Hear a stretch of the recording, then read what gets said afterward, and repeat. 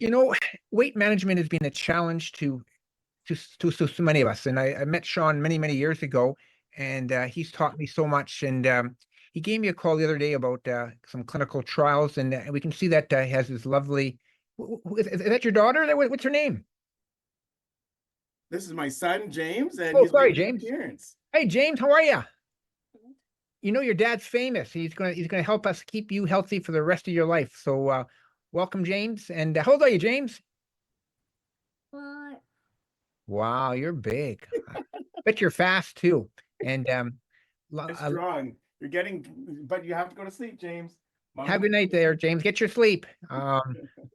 And so Sean's going to talk to us about the evolution of where we are with weight management. We have some drugs that when I first started off, the drugs didn't work. They were toxic. Now we have effective therapy, and we have even more effective therapy. So thanks a lot for Sean for sharing some insights. So we'll just listen to what you have to say. Take it away. Terrific. Thanks a lot, Greg. So I've known Greg for a long time, and Greg has really been a pioneer, and everybody knows that. Everyone who's listening really understands what Greg adds to all dimensions of cardiovascular health. And this is one of them. So it's the evolution of pharmacotherapy in weight management, really people who are living with overweight and obesity. So let's talk about that. So let's go to the next slide. These are my disclosures here.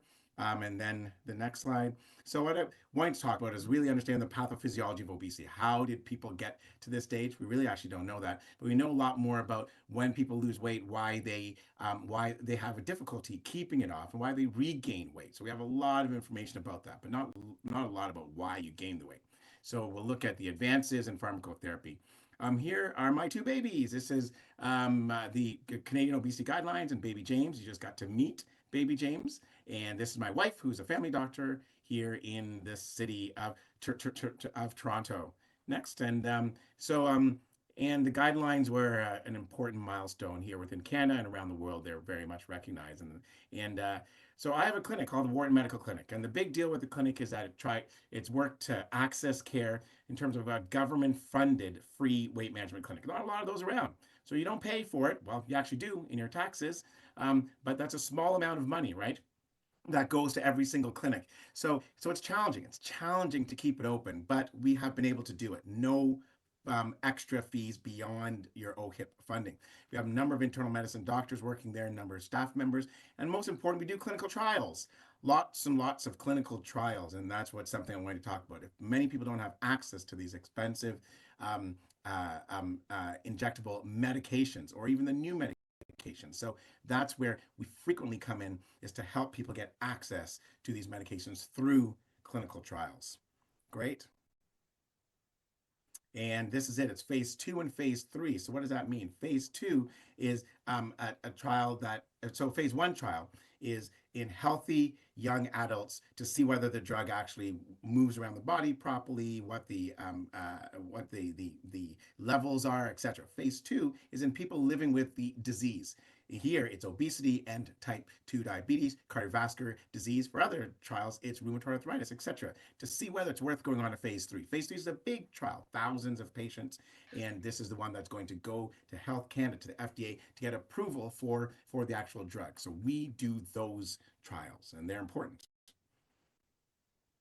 So where does obesity live? It lives in the brain, and it is a dysfunction of adaptive mechanisms for survival. So essentially, if there's no food around, you should hang on to energy as much as you can. Keep that weight up. If there's lots of food around, our body should have adapted and not hung on to the weight it normally does. But because the amount of food that we have now has come about very quickly, in less than 100 years, or in less than 1,000 years, it's been about 200 years or so.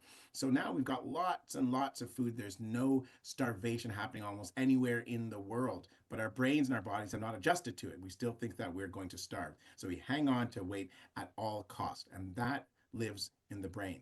Next, yeah. Obesity causes a lot of medical conditions. I don't like this slide. I don't like this slide because it tends to blame all medical conditions on elevated weight, and people tend to feel bad about it. But there are a lot of facts here that the visceral adiposity, that's in that central area, see that little bulge he has in his stomach, that ends up leading to all of these inflammatory markers that go around the body. But if you have weight in other areas, it's not that much of a big deal. So don't demonize weight. Demonize bad medical conditions. If you have heart disease, high blood pressure, hyperlipidemia, type 2 diabetes, let's work on them. But let's not always demonize weight. Next. Um, and this is what has happened in the world for many, many years. This is usually what happens. You try to exercise and eat your way out of your obesity, and you lose weight for a period of time, then you regain the weight in every single trial. Not some trials. Every lifestyle modification trial, weight comes back on for the people living with obesity. And that's because of genetics and biology. So next. And the genetics and biology is in the brain again. We're back to the brain. So there's a genetic predisposition to hang on to elevated weight. If your mother and your father and their siblings, parents, etc., were all living with obesity, there's almost 100% chance that you will be living with obesity. That's 100% chance that you will be living with obesity because of genetics, if they're coming from both parents. And so the question is how do you deal with that? Your genotype is to have obesity. Your phenotype, what you want to do is not have obesity. Well, you can try to do it through lifestyle modification, but that's predominantly a failure for people with such heavy genes. It's achieved through medication and bariatric surgery interventions. The same way we achieve decreasing our cholesterol levels if you have familial hypercholesterolemia. That's a genetic condition. It means your cholesterol is high. There's only one way to decrease it. One way, medication. And so again here, if you have the fatalistic obesity, there's only one way to deal with it, and that is medical intervention. Next. So, and again, it lives in the brain. We know what the hormones are. So in the hypothalamus, the ghrelin is the bad hormone. If you can stop ghrelin, you have a ghrelin blocker, a pharmacotherapy agent that stops ghrelin. It works well. All the other hormones are good hormones. What happens is you lose these hormones when you decrease weight. So if you can have an analog means you make a mimicker of it, then things can go in the right direction. We mimic leptin, PYY, GLP-1. The only one of all these things that we've found so far is to mimic GLP-1. We've not found a blocker for ghrelin. We haven't found a mimicker for leptin, PYY, CCK. Amylin, we're working on it. It's almost there. The frontal lobe, and see that pathway, the frontal lobe says, stop eating. I don't want to gain so much weight. A lot of times that pathway doesn't work. It's like a highway, and that highway is oftentimes genetically dysfunctional, and we can smoothen it out with pharmacotherapy and bariatric surgery. Smoothens out this pathway so the executive lobe can talk to the hypothalamus. And next, it also talks to the next slide, or the build, is to the mesolimbic system. The mesolimbic system is that hedonistic system. So even if you've had enough food, you still oftentimes want more because of hedonism. Hedonism is the first part of the mesolimbic system, first part of the brain to come out of the sea as we evolved into human beings. You have to do two things really well as a human being, as any species. You have to have sex and you have to eat. You have to have sex and you have to eat. Those things, God, whoever she is, was not going to leave to simple hormones. That it was going to be intense hormones, dopamine, opioid, and the cannabinoid receptors. So these hormones are intrinsically designed to control those hedonistic behaviors, and they're necessary for survival. If you have a tweak in those areas where you have a little bit more of it happening, then you can see that your craving and your hunger is at a level that's difficult to actually have a control. But if we can smoothen the highway between the executive lobe and the mesolimbic system, things can get a little bit better. Next. So this is what we know. Our science is very clear about the fact that when you lose weight, you get counter-regulatory hormones that try to increase that weight. You lose a pound, it wants to go back up. You lose 10 pounds, you want to go back up even further. So think of each pound as a racehorse that gets put behind a barn, and there's a barn door. That barn door is the intervention that you did to get that horse behind the door. And so, but those horses are always ready to actually run. So if you lose 50 pounds, that's 50 horses behind the barn door. Stop doing whatever you did to get the weight down. May that be running marathons or taking the medication. That barn door is going to be open and those 50 horses are going to come racing out and the weight goes back up. That's the way to think of counter-regulatory hormones. what we know is that everybody here, everybody listening, Rad, Greg, myself, we're all biased against people living with obesity. We have a negative view of people living with obesity. Everybody in the world does, because we're all exposed to stigmatizing pictures and images, which is a stereotype. So bias is like prejudice, negative. Stigma is like stereotype, which is an image of something that is negative, right? An image of your people, whatever background you're from. If someone has a negative picture of your people, that doesn't feel very good. A negative picture of somebody living with obesity is that they're wearing a shirt that doesn't fit them right, as if they don't know how to buy clothes or wear clothes properly. They're stuffing food into their mouth. They're depressed. They're sad. Those are stereotype stigmatizing images that reinforce our bias. Don't forget, we're already biased against people living with obesity. It reinforces it, and it's acceptable. And it shouldn't be, right? I mean, many of you, if you've made slides, whoever's listening, you have, or just Google man and obesity on your phone, and images, and you'll see what images you end up coming up with on your phone. Negative images, and that's because that's the world we live in. Next. And we know this happens because even in preschool, kids are already. So there was a study looking at preschool kids. They show them a picture of a child living with obesity versus a child with a disability. They never chose a child living with obesity as a playmate, and they already addressed them as having not being as bright and smelling and a whole bunch of negative things. So why? Because they're influenced by the stereotypes and stigmatizing images, and we're all just growing up versions of those kids, and we're biased. And next slide. The people that are most biased oftentimes are the healthcare providers. Myself and Greg, we are more biased than even the rest of the world is against people living with obesity, which is somewhat sad. So we really have to work hard to try to deal with that negative bias. So we ask permission to discuss their elevated weight. You can say things like, we know that obesity is a chronic disease, and the way we treated people, like particularly, the way we treated you in the past doesn't work. Would you be interested in addressing your weight at this time? Next slide. So that's compassion. We try to use compassion as much as we can in this field. Next. And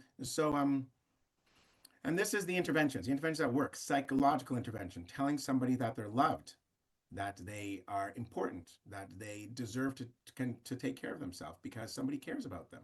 Not that they care about themselves. Don't you care about yourself enough to take care of yourself? That doesn't work. Don't you care about somebody else enough to take care of yourself?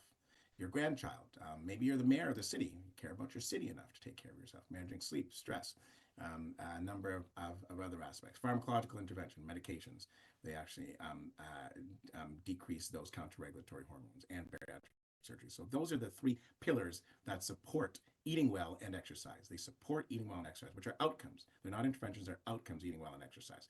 So how much weight do we need to lose? Well, we need to lose about 15% of our weight to really get, if you're living with obesity, diabetes, remission happens at 15%. 3 to 5%, 3 to 10% is nice, but it puts things in the right direction, but you start to regain the weight, and it can be challenging. So we're looking for a lot of weight loss. Next, yeah. And medical and nutrition therapy. Diet. What diet should you be on? Well, it doesn't matter. I don't care, as long as it's healthy. Doesn't matter to me whether it's intermittent fasting. Doesn't matter whether it is a ketogenic diet. Whatever you can do that is actually healthy is the best diet for you, right? And you can see medical nutrition therapy means if you're living with coronary artery disease, what's the best diet for you? We have evidence on that. No, yep, it's the Mediterranean. If you're living with hypertension, what's the best diet for you? We know that's DASH.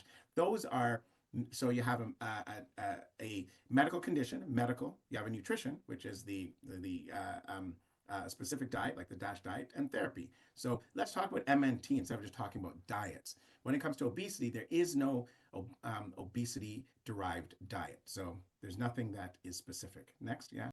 And weight loss medications have failed us for a long time. And Greg started this talk about saying that back in the day, people would get heart valve defects, they would do suicides, heart attacks. It was terrible. It was a nightmare. Now things have gotten a lot better. So we're no longer failing. We kept on working and trying to see what we can get to. Next, and here's where we go into what type of medication we need. We need enough weight loss. It needs to be significant. Not 2%, 3%, 5%, 15%. We need significant weight loss, and we need to be sustained. It can't be for 6 months or 1 year. It needs to be for 5 years, 10 years. We need it long term.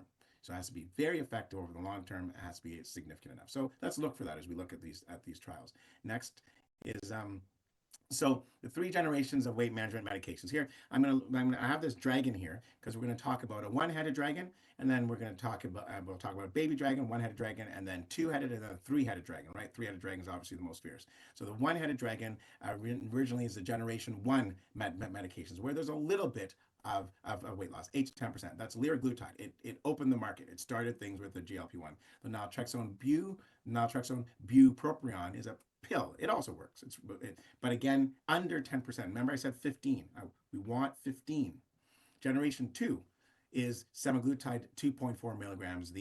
That is the Wegovy product. Ozempic is semaglutide. It goes up to 1.0. So 1.0 didn't give us 15. 2.4 milligrams gives us 15% weight change, right? And that's why it blew the doors open. Remember, I said 15. We need 15. Blew the doors open. It's the biggest drug in the entire world right now. Generation 3, crazy amounts of weight loss. Newer medications, Trizepatide, which is not approved for weight management in Canada yet, and retatrutide, showing mad amount of weight loss, 25 to 30%. Next. And these are the new medications, and they are real. They're not soft. This is not a list of things that are going to fall into the gutter and are not going to be used. So the orforglipron is an oral medication of GLP-1. It's GLP-1 agonist, and it's a small molecule. It's not a difficult molecule to actually make and to give. The Maritide is, instead of once a week, it's once a month. Once a month. They'll be once every 3 months, once every 6 months. This field is exploding. The medications at the bottom are muscle enhancers. We all break down muscle. And they're enzymes that do the breaking down of muscle. If you can block those enzymes that break down muscle, you retain muscle. So these are muscle enhancing medications at the bottom. They may be a big deal. Next. So there's generation 1 here that came from the Glia monster, which is a baby dragon. It is in Arizona, Mexico. And the venom of the Glia monster is what the GLP-1 is. Now it's in our own bodies, it's endogenous in our own bodies, but we're able to isolate it from the venom of this monster. So we get about 8 to 10% weight loss here. Next. And so, and this is what we saw, about a 9.2% decrease in weight. This is liraglutide. Look at the placebo arm. The placebo arm is very important to understand. This is the best you can do with a placebo injection, somebody working really hard, eating a right diet, being advised to exercise, 2 to 3%. That's the best the average person can actually do, right? There's somebody that's going to do 10%. There's other people that are going to do 0. On average, if that line is more than that 3%, then it's not a real trial. So always look at the placebo arm first, then look at the other arm. Next. So now we have the naltrexone bupropion. This is an oral medication that works both in the hypothalamus and in the mesolimbic system, the hedonistic system part of the brain. You can see about 2%, the placebo weight loss arm, and about 8% in terms of that pill. So it worked pretty good. But again, we haven't broken 10. Right? Let's go to what breaks 10%. Next. So this is generation 2. So this is a single-headed dragon. Instead of a baby dragon, we're now having a fierce dragon, and that is Ozempic, or not really Ozempic. It is the Wegovy molecule. Again, this was 2.4 milligrams. I was the only Canadian on this paper, and it was a big deal. As I stated, the semaglutide molecule has made Novo Nordisk over $700 billion. It's the #1 drug on the planet for a reason, and this trial was one of the major trials that made that happen. We did a 2-year trial, and over 2 years, you can see how that curve is flat at the bottom instead of going up like an arrow. So the blue line, the medication got you down to that 15%, but that 15% stayed at 15%, which is the important part. It's not floating back up. Remember, I said the medication needs to have a significant amount of weight loss and needs to be sustained. If we can't show the sustainability, then the medication does not work. Next. So let's go to so of course, with these weight changes, the blood pressure changes, but the blood pressure doesn't change for 6 months or for 2 months. It changes for the whole 2-year time frame or 3-4-year time frame, which is why the SELECT trial was positive. Decreasing heart attacks because these metabolic risk parameters stayed decreased. Next. Here we see the lipid changes. We see a lot of in the positive directions for every single direction here. HDL going up, triglycerides going down, VLDL going down, etc. So next. C-reactive protein, that inflammation throughout the body going down and staying down. Next. So let's go to the things that are going to challenge bariatric surgery. Double-headed dragon. So instead of just one GLP-1, we have a GLP-1 and a GIP, and make it just another molecule. There's going to be GIP, there's going to be glucagon, there's going to be all these other molecules, but the GLP-1 is still the trump card. And then you add something else on it, it becomes a double-headed dragon, and the weight loss is significant. Next slide. So we see here, and I was on this trial as well, again, a Canadian being on it was a big deal. And here's what GIP can do. We don't actually know all the details. That's why there's question marks at certain points there, but we do know that it just rockets this molecule into stardom. Next. What does GIP stand for? Oh, it stands for gastric inhibitory peptide. And so these are all gut hormones we're talking These are all about. gut hormones. They're released from the gut after you eat food. Okay, so and they come usually from the ileum, second part of the intestines. So digested food hits that area, starts agitating those cells, and it releases stuff. It tells the pancreas to work and tells the brain to stop eating. So they come from the gut. But people living with obesity don't have enough of it. They just don't have enough GLP-1. So we give them GLP-1. How many different gut hormones do we know so far?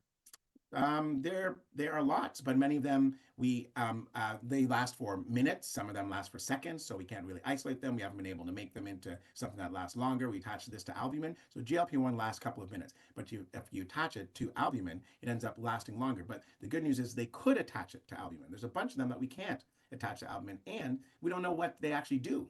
We know they're released, and oh, we saw this thing, but we don't know where they go, what they actually do. So it's complicated. Next.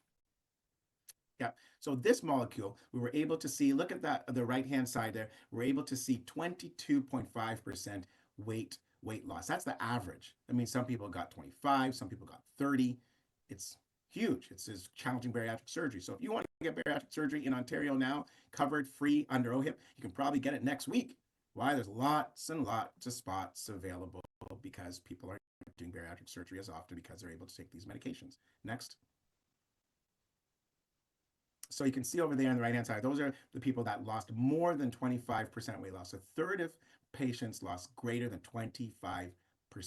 Again, this is not kind of bariatric surgery weight loss. This is bariatric surgery weight loss. This medication is not available in Canada as yet for weight management. So, but now let's go to the ridiculousness. So I showed you something that was pretty crazy, the dual-headed dragon. Let's go to the triple-headed dragon. Next. So builds, if you can build this. This is GLP-1 which is in the center, and then there's two molecules connected to it, a GIP and glucagon. So can you add in those two? So what do these two other molecules do? Well, the glucagon may help with liver, and the GIP helps to make the GLP-1 better. So we can get some lipolysis in the liver from the glucagon. But a big bottom line is the weight loss is ridiculous. Next. And this was a phase 2 trial. They're doing the phase 3 trials. How much weight loss did we end up getting with this? So you can see here that a half a year trial, this is a phase 2 half a year trial, 25% weight loss. If we go out to 1 year, what are we going to see? Well, more than 25% on an average. So it's hard to even understand what this means and what's going to happen. But there's a reason why this field is the top of most people's list in terms of discussion, investments, market share, etc. A lot's happening. Next. So there's a lot of disparity in care. The injectable medications certainly are costly. They have to be cold chain, and the people who need it the most may not get it. Many people listening to this living in Canada may have the opportunity to do it, but people who could get it the least are the Indigenous community. That's an Australian Indigenous flag there.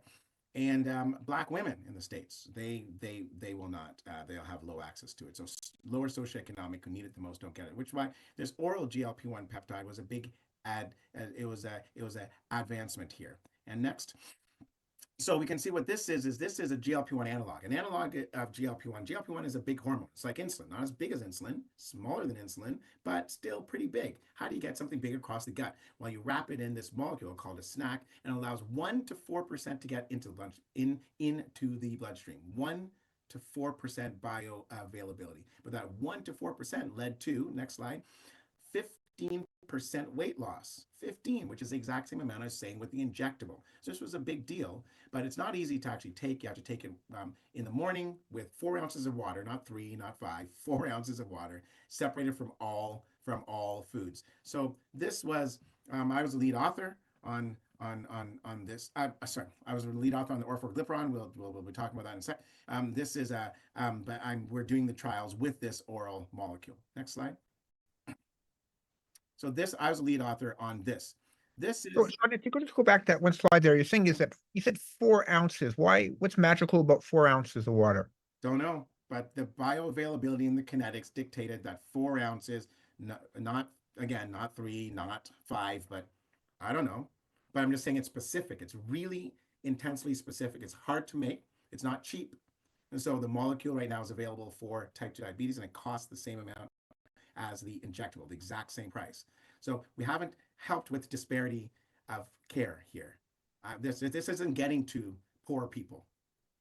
Yeah, and the question is that I know that the longer you fast, the more chance of the drug getting absorbed. So if you fast 2 hours versus 4 hours, you get more absorption? I certainly think so, which is why fasting is important. So I believe that fasting from 12 midnight is going to give this person the best opportunity to have the most amount of drug in their system.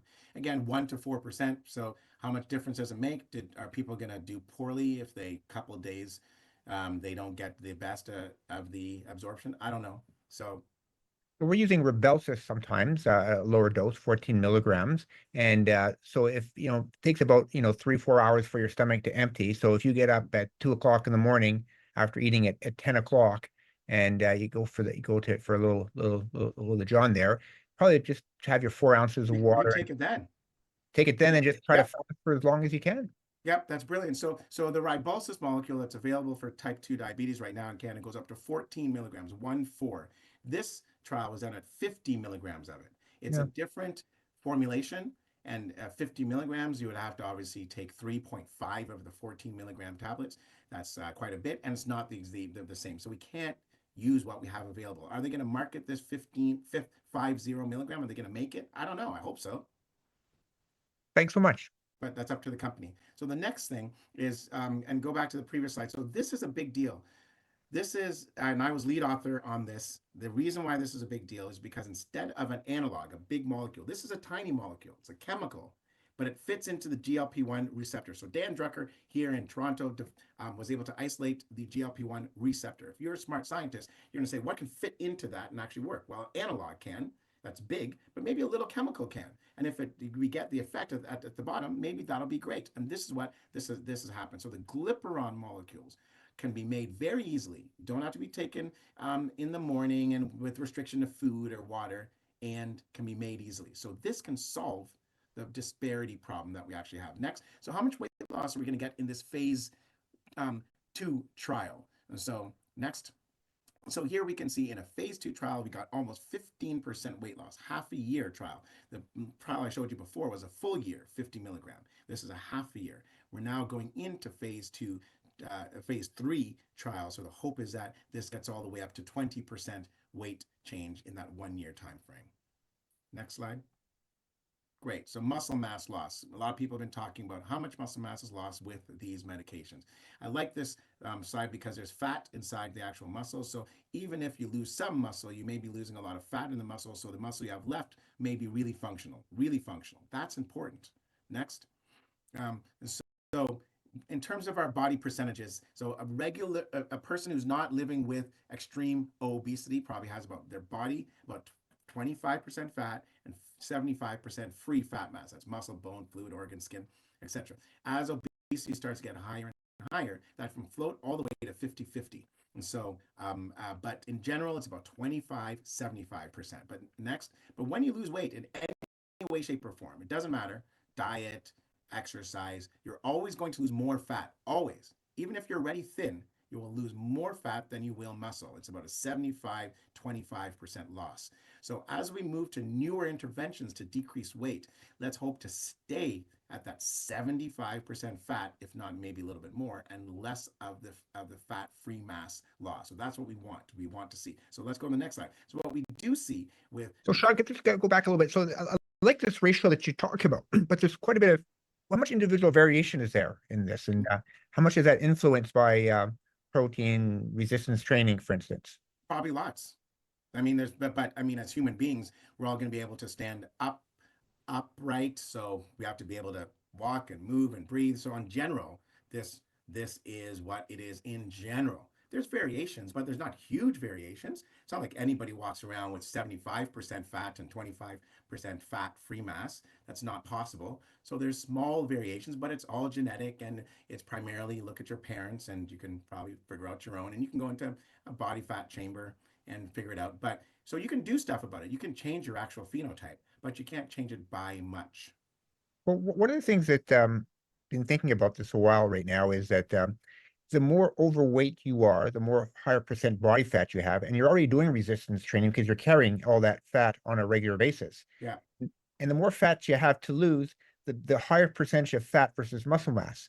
What I do worry about is some people that who are just sitting on the fence. Let's say, I don't know, 25% body fat or body mass index of about 26, 27, or and they want that for a cosmetic weight loss. And I worry about those people losing a higher percentage of muscle mass versus fat mass. Is that a reasonable assumption? Yeah, it is. Doing what? Doing Well, just if you're relatively skinny, and you do what? and you're not doing very much exercise, but you Yeah, want to have this drug to fit yeah. into that Oh, so if you're taking dress. the actual drugs, if you're taking Yeah, drugs to lose weight, you're saying, yeah, yeah. if you're So taking you're drugs to lose weight, you're always likely going to lose a little bit less fat than muscle. If you're doing resistance training to actually lose it, then you're always going to have more fat loss and less of the fat-free mass loss. But in general, a lot of people can't do that level of exercise, right? You're living with heart failure and you're 75 years old. It's going to be harder, et cetera, et cetera, et cetera. There's all the variations. But I mean, resistance training is king. Resistance training and eating a protein is king. So as you'll see, my last slide is all about resistance training and protein. If you don't do that, you're missing out. But it's hard for everybody to actually do it. So, but this is the science. And next slide, what we see is that in most diets, here we have a bunch of diets, you lose about 75%, 25. Look at that first bars, 75% fat loss, it's the blue, and then 25% fat-free loss, right? 75, 25. Look at the high protein, a lot more fat loss and a less of the fat-free mass loss. So high protein is the winner here in terms of the diet if you're looking at trying to minimize your amount of fat-free mass loss. Next, if we look at what happens that with diet and exercise. So I want you to go to the far right bar. So the far right bar where it says diet and exercise. So the amount of fat mass loss was the amount of fat mass that is making up the person's body is going closer to 25%. If we go to the far left, this person started before weight loss at 50-50. A lot of fat mass and the fat free is there. As you move over to the right, by the time they finish losing the weight, that fat mass is shrunken. It's getting to that 25%. Let's push it there. And the fat-free mass is better. So diet and exercise together are the actual winner over diet alone and diet and protein. Diet and exercise is the winner. Next slide. What happens with medications is that we've seen is that with the three medications, the retatrutide in phase 2 trial, you can see that the amount of fat mass loss, 67%, pretty good. That's getting close to that 75-25.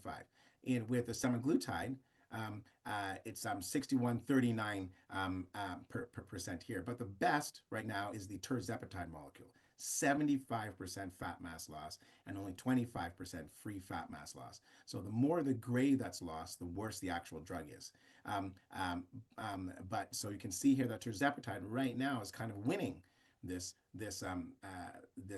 race. But next slide. I'm not in complete agreement with that because I think that this trial, semaglutide 2.4 milligrams in heart failure, showed that even with that muscle mass loss of 39%, patients, next slide, walked more. Their 6-minute walk test was at 21.5 meters more than the placebo. That's huge.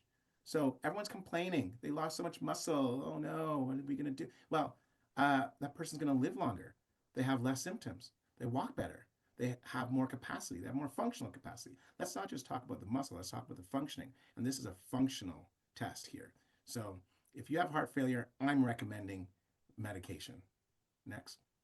Along with, of course, resistance training and protein. Well, if you Always. go back to the trial there, Sean, is that what if you wanted to break up the benefits? This is a game changer. It decreases cardiovascular events by 20%, and mostly heart failure. But how much do you think is related to weight loss, and how much is non-weight loss? I don't know. I think some of it may be the muscle, the fat in the muscle being lost. I think some of it is HSCRP. I think some of it is the BMP being changed. I really believe that there's a lot of anti-inflammatory aspects. But bottom line is, I think that maybe the next medication, that had less fat-free mass loss, may show better effect in terms of preserved ejection fraction, heart failure. But today, if I had somebody living with obesity with heart failure, I would give them what is available, which is semaglutide. Now it's interesting. Some people are very responsive to drugs. They just get a small amount and they have, quite a few symptoms and they actually lose a lot of weight. And some people are more resistant to the drug. What I'm trying to do is and because cost is a factor, is that it should be titrating to the dose. For instance, like in the flow trial, they use 1 milligram. In this trial, they use 2.4 milligrams. They both showed roughly the same cardiovascular protection. Yeah. To me, if you're successful at a lower dose for weight reduction, is that enough, or would you go to the highest dose of the trial? I mean, you know what? I don't really know. I think that it would be nice if they broke it down, and if it would be nice if they didn't use 2.4 only, if they did a 1.0, 1.7, and a 2.4, or if they just divided up by the number of people that, I mean, they pushed it, they forced it up to the 2.4. So we don't have enough numbers of the people at the lower dose who did well, right? Is there someone who had 1.7 who had 20% weight change? They're probably going to do great, probably. Why do you need to go up to 2.4? So I just think that common sense tells us that everything's okay, but we don't have the data.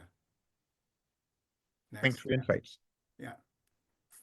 And when should I stop my medication? Everyone wants to know when I get to my plateau, or what happens when I stop. What happens when I stop? The answer is I don't know.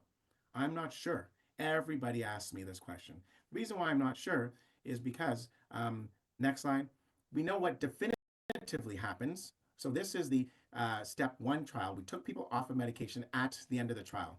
And right at that 68-week mark, we said, goodbye, see ya. We're not going to give you any help. We're not going to do anything. But we want you to come in and do a weigh-in every couple of weeks. We want to see what happens when you're off of the medication. Of course, what do you think happens? The counter-regulatory hormones push the weight back up. So the average person went back up. But if somebody was on an exercise program, if someone was counseled to exercise, if somebody was getting CBT, would they have done better? Maybe. So I think that we don't really know the answer when we do real life. This was fake. This was not real. This was let them go and don't help them. And everybody regained because they should, because that's biology. But next, what also went back up is the blood pressure went back up, the HSCRP went back up. So as a result, you're not going to get the cardiovascular benefit if you stop the medication. So above and beyond weight change, next is that GLP-1s are going to be working for Alzheimer's, because we know that between the executive lobe and the rest of the brain, if you smoothen out those pathways, things can get really good. Next. We know that in liver failure, we may start to see significant benefits in liver failure. Next. And in sleep apnea, obstructive sleep apnea, huge trials coming where we finally have something besides CPAP. Finally. There's never been anything besides CPAP to treat obstructive sleep apnea. And cardiovascular and renal disease outcomes, we know that the FLOW trial, next, really showing some positive benefit. Oh, the SELECT trials, go to SELECT trial first, showing significant decrease in cardiovascular benefit, right? A 20% reduction in MACE, everybody talks about this. This is a big deal. If you have coronary artery disease, you're living with obesity, in America, it would be litigious not to recommend a GLP-1. Litigious, not to recommend a GLP-1 if you have heart disease and you're living with obesity based on this trial. Next. And we saw that happening early. Here we have the Summit trial where Trizepatide is again in the preserved ejection fraction heart failure. So more of these molecules are showing the actual benefit. Next. And of course, the Flow trial showing a decrease in kidney failure. And finally, so comorbidities have improved in people living with obesity. Finally, we failed for a very, very long time. I wanted to end with the fact that we do clinical trials in Hamilton and in Burlington. If you are living with obesity, living with heart disease and obesity or overweight, living with type 2 diabetes, living with obstructive sleep apnea, we do clinical trials that help to determine how well these medication work. So if you have having difficulty getting the medication because they're expensive, they're challenging, there's access here. Of course, there's a placebo arm in most of these trials, not all, but most. And so you may get the placebo medication, but you get a lot of benefits.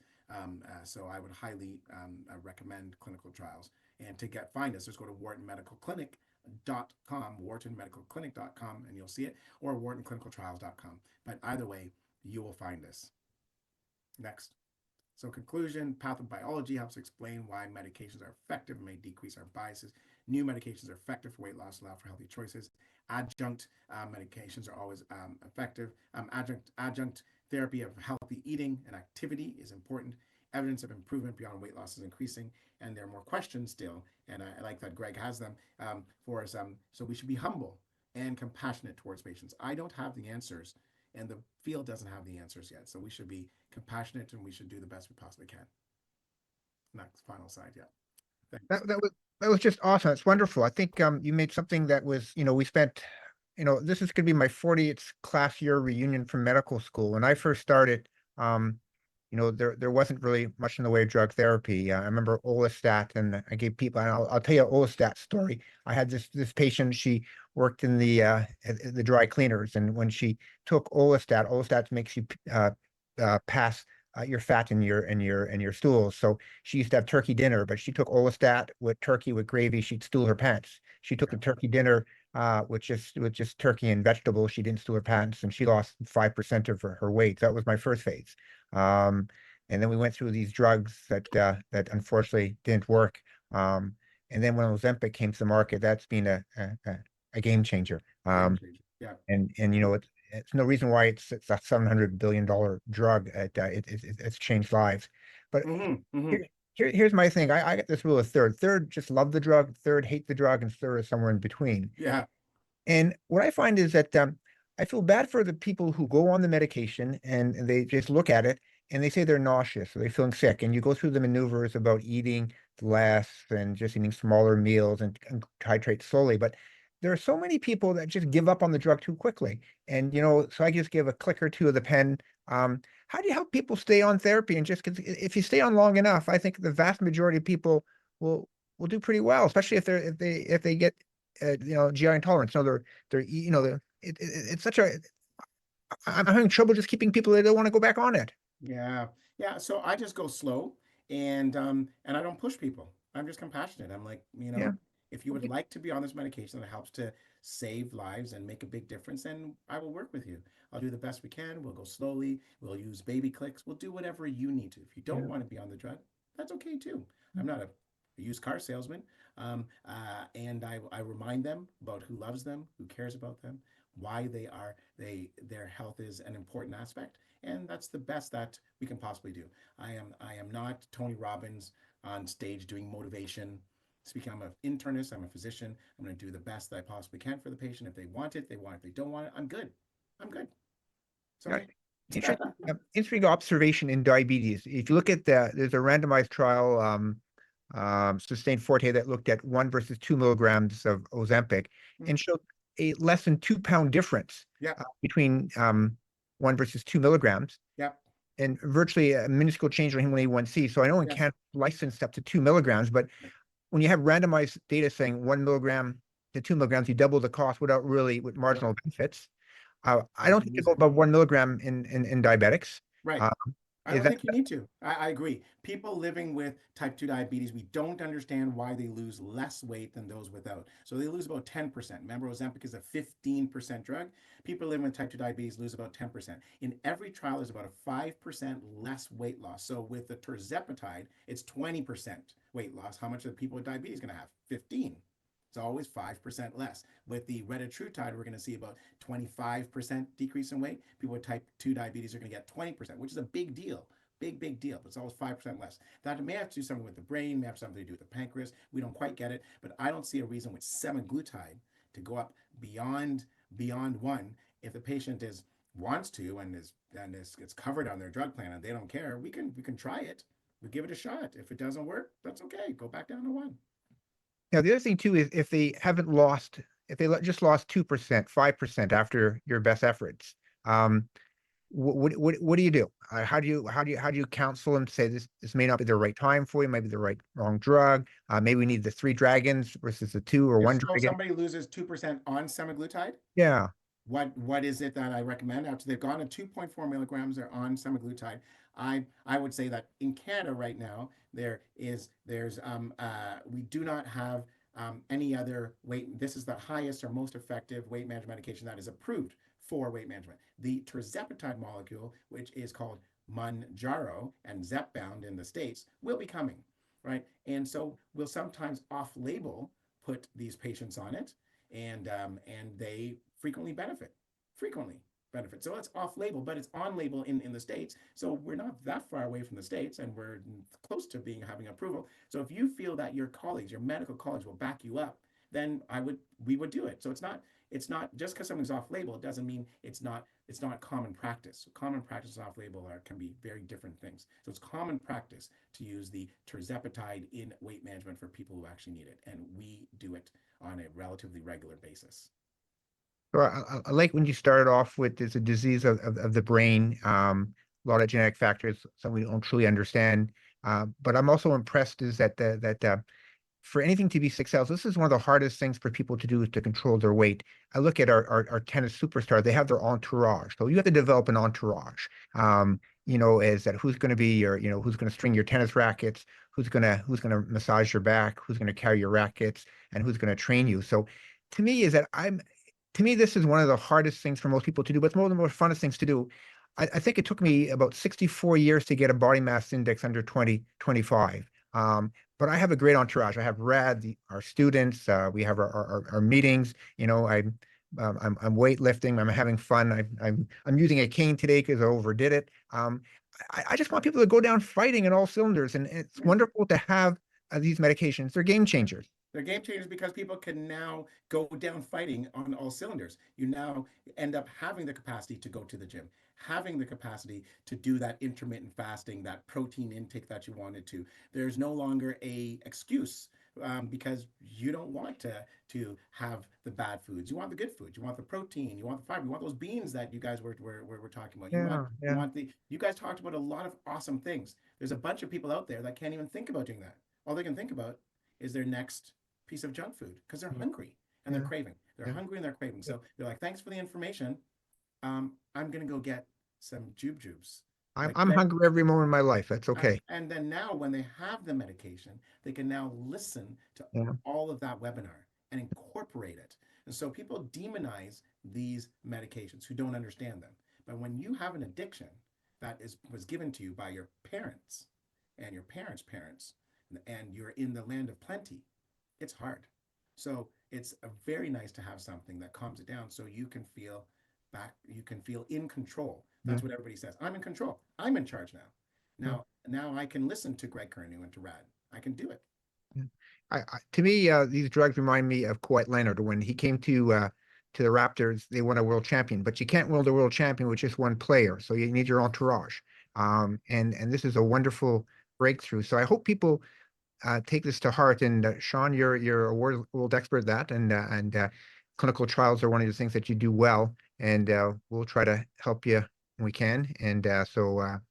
and So if you have patients, Greg, yeah, if you have patients that are out there that are interested in clinical trials, then we are very happy to yeah, have them come to. I think we're right around the corner from you. We're right on we're right on Victoria Victoria Avenue, right? We're right across from the hospital. So we're in Hamilton. It's a big deal to have a kind of an international center in Hamilton. We're right there. So we have a lot of people that can get access. And we have lots of space. We have lots of cardiovascular trials. We have diabetes trials. We're looking for patients. You think people just be flocking to us, like, because I need to do the trial, but they don't really know. They don't know that we're actually there. So I want people to actually know. On your website, are all your trials there for patients to look at them? No, we can't put them up on the websites because everything has to go through a approval process at all the details, all the information, etc. So they're just, if they contact us and they're interested in clinical trials, we contact them right away. We tell them what is available today, what trials we have running right now.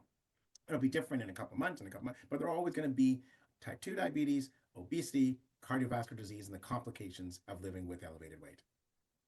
Well, I want to thank you for spending your late night, and thank you for letting us see your lovely son.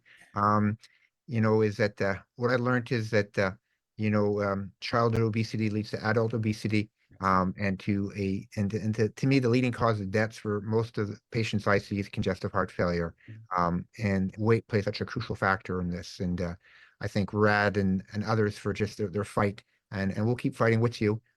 So find new ways to be healthy.